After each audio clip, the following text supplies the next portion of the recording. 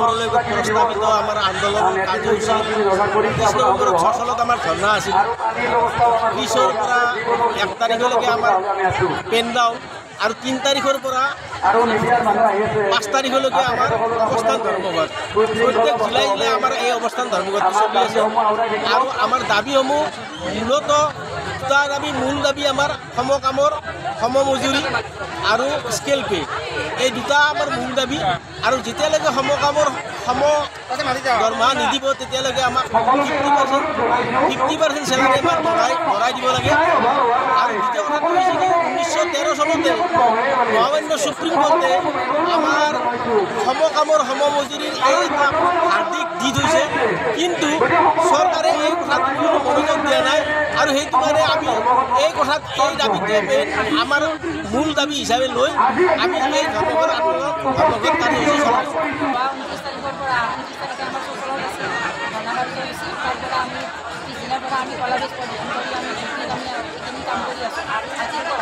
আৰু আমাৰ তিনিদিনীয়া কাৰ্যসূচী আমি ইয়াত কাৰ্যসূচী বহিছোঁ, যাতে আমাৰ ইয়াৰ ধ্বনিটো মুখ্যমন্ত্ৰী ছাৰৰ ওচৰলৈ যায়। আমাৰ ইয়াৰ প্ৰথম দাবী হ'ল সমকামৰ সমদৰমহা আমি যাতে পাওঁ। আমি একেখন টেবুলতে কাম কৰোঁ, কিন্তু টেবুলে আপোনাৰ 60,000 টকা পায়, কিন্তু আমি একদম নিম্ন খাপৰ দৰমহাত আমি কাম কৰি আছোঁ।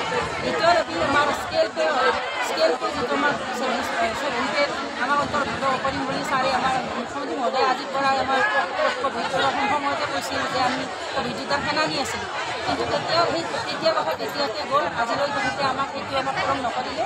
আমি আজি ইয়াৰ মিডিয়াৰ পৰা ক'ব খুজোঁ যে আমাক যেতিয়ালৈকে নিয়মীয়াকৰণ নকৰে তেতিয়ালৈকে আমাক 7 পেৰ অন্তৰ্ভুক্ত কৰি তেখেতে আমাক দৰমহা প্ৰদান কৰে।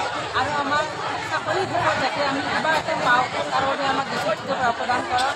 আৰু আমাৰ চতুৰ্থ দাবী হ'ল আমাৰ যদি আমাৰ অৱস্থাত যদি আমাৰ মৃত্যু হয়, কৰ্মচাৰীখিনি কাৰোবাৰ যদি মৃত্যু হয়, যাতে আমাৰ নিয়মীয়া কৰ্মচাৰীখিনিয়ে যেনেদৰে সম্পূৰ্ণ দৰমহা পায়, আমাৰখিনিও যাতে সম্পূৰ্ণ দৰমহা তেখেতে দিয়ে।